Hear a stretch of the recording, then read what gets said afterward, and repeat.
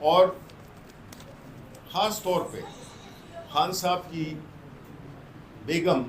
Bushra be be, جن پہ کہ ایک یہ کیس ہے، اور اس کو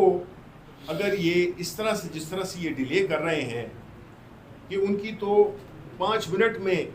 ان کی ضمانت ہو جانی چاہیے اس معاملے پہ. دیکھیں، بشرا بی بی ایک غیر سیاسی خاتون ہے. بشرا بی بی کا نہ سیاست سے کوئی تعلق ہے اور نہ باقی جو حکومتی امور ہیں اس سے کوئی تعلق ہے. ان کو صرف اس وجہ سے سزا دی جا رہی ہے، ان کو جیل پابند سلاسل اس وجہ سے رکھا جا رہا ہے کہ وہ خان صاحب کی وائف ہیں، اور خان صاحب کو کرب میں رکھا جائے، ان کو تکلیف پہنچائی جائے، ان کی فیملی، ان کی وائف کو جیل میں رکھ کر. ایسے دور میں جس میں کہ کوئی چیز چھپی نہیں رہتی ہے، یہ کیسز جن کو آپ ہر طریقے سے کوشش کر رہے ہیں کہ سزا ملے، بھئی آپ فیصلہ کریں، آپ لٹکائیں نہیں. اگر آپ نے سزا دینی ہے تب بھی کریں آپ، لیکن مقصد یہ ہے کہ ان کو پتہ ہے کہ یہ کیسز اتنے کمزور کیسز ہیں کہ یہ 5 منٹ میں جو ہے تو اس کو دوسری کورٹ سے اس کو ضمانت مل جائے گی.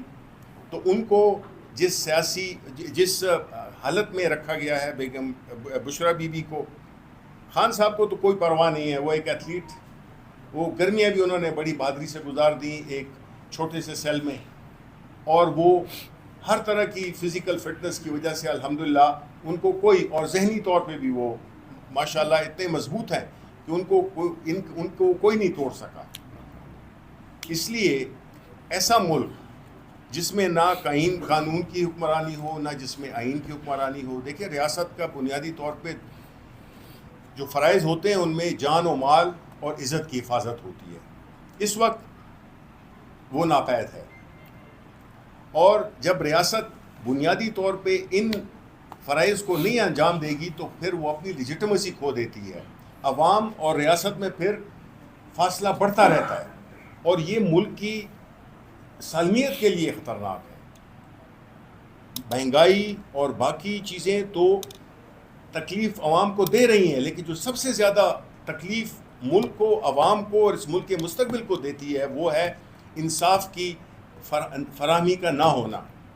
جب آپ آزاد عدلیہ کی بات کرتے ہیں، جس طرح کہ اس پہ پوری کوشش کی جا رہی ہے، آزاد عدلیہ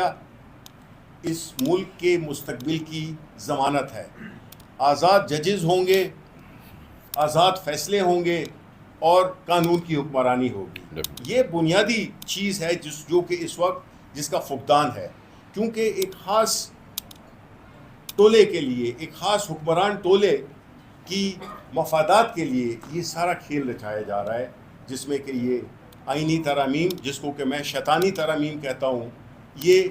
اس میں اور ہر طریقہ آزمایا جا رہا ہے. جس طرح بھی انہوں نے ذکر بھی کیا کہ کس طرح سے لوگوں کو اٹھایا جا رہا ہے، کس طرح سے زبردستی ان کو کوشش کی جا رہی ہے کہ وہ اس غیر آئینی امینڈمنٹس کو ووٹ کریں. تو بنیادی طور پہ اس ملک میں جو یہ کہتے ہیں، جس طرح کہ نواز شریف نے، یعنی آپ اندازہ کریں کتنی غیر ذمہ دارانہ بات، ایک شخص جو کہ 3 دفعہ وزیر اعظم رہ چکا ہو، وہ ایک بڑے اہم ملک کے سفیر کو کہتا ہے کہ جس انہوں نے ان کو سجیسٹ کیا کہ آپ ملک میں استحکام لائیں، تو انہوں نے کہا کہ نہیں، یہ ملک ہمیشہ اسی طرح ہی چلتا رہا ہے اور اسی طرح چلتا رہے گا، عدم استحکام اور یہ ساری چیزیں پیچھے. تو جس لیڈر کی یہ سوچ ہو، وہ آپ کو کیا مستقبل دے سکتا ہے، اس کی پارٹی کیا مستقبل دے سکتی ہے. تو اس لیے لہٰذا جو بھی لوگ ہیں جو کہ اس وقت یہ مینیج کر رہے ہیں، ان سے درخواست ہے کہ دیکھیں جی، آپ کے بچوں نے بھی کبھی یہ ملک ہے، انہوں نے بھی یہاں پہ رہنا ہے، ان کے لیے کم از کم آپ ایسا ماحول نہ بنائیں